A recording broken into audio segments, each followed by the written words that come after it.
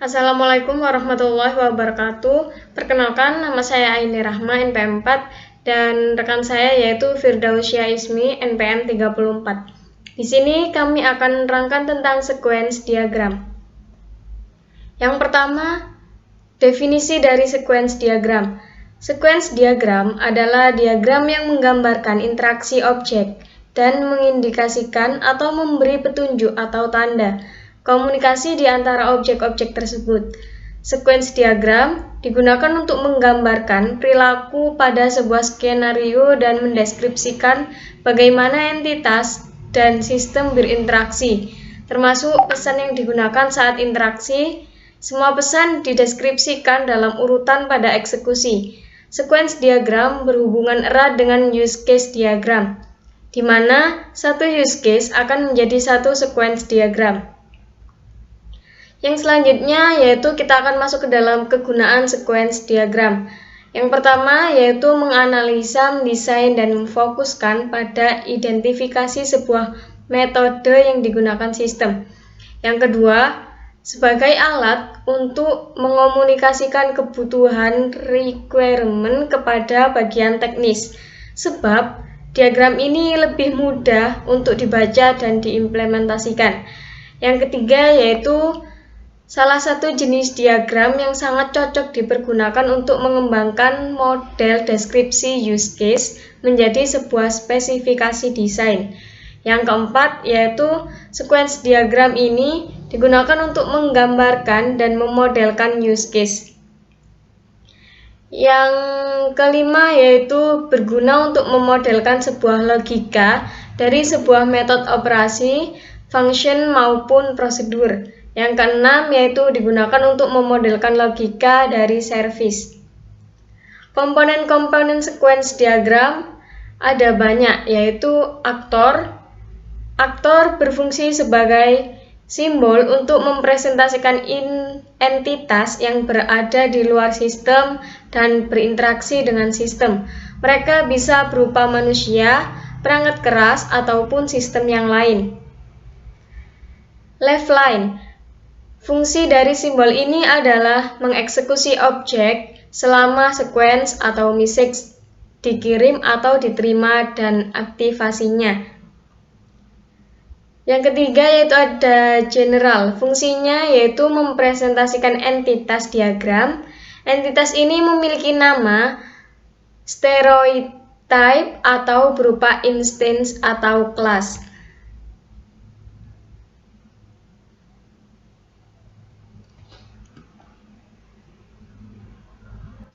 Assalamualaikum warahmatullahi wabarakatuh. Nama saya Firdausyah Ismi Hayati, NPM 170810100034. Di sini saya akan melanjutkan presentasi dari teman saya yaitu Aini Rahma, NPM 170810100004. Di sini merupakan lanjutan dari komponen sequence diagram, yaitu boundary. Boundary biasanya berupa tepi dari sistem, seperti user interface atau suatu alat yang berinteraksi dengan sistem yang lain. Selanjutnya ialah kontrol. Kontrol elemen mengatur aliran dari informasi untuk sebuah skenario. Objek ini umumnya mengatur perilaku dan perilaku bisnis.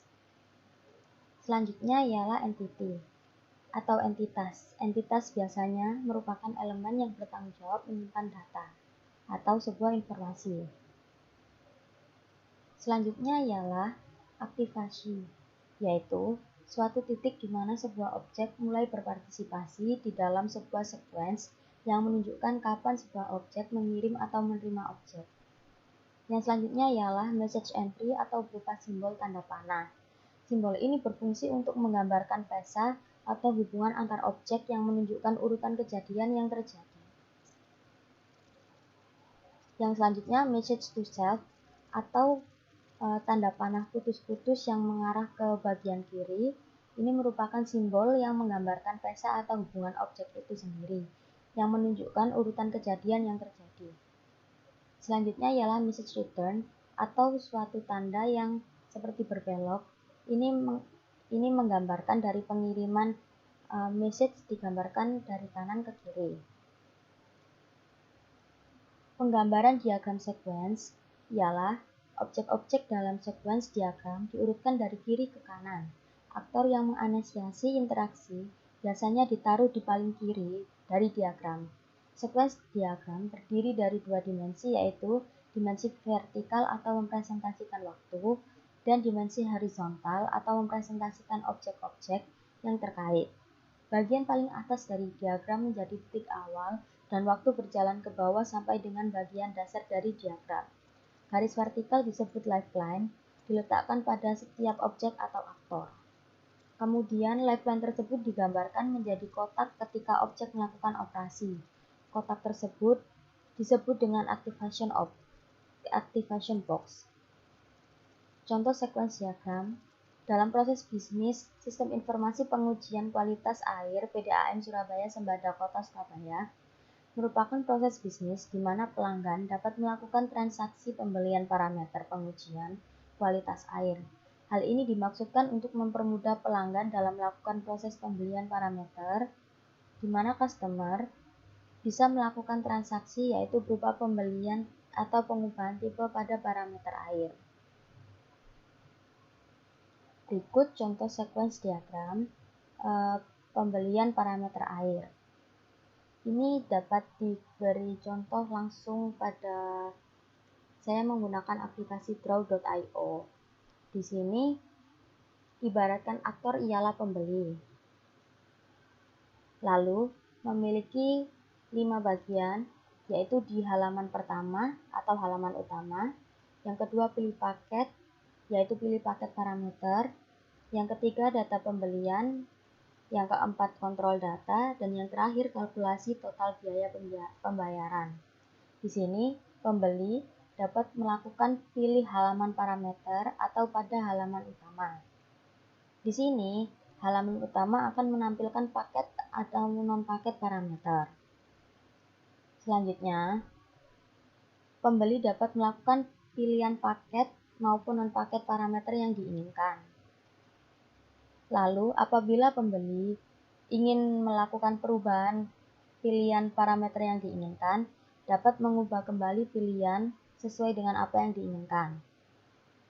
Selanjutnya, pada data pembelian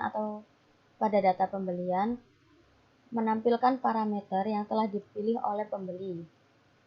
List yang menurut pembeli sudah selesai atau sudah cukup, tidak perlu melakukan perubahan kembali.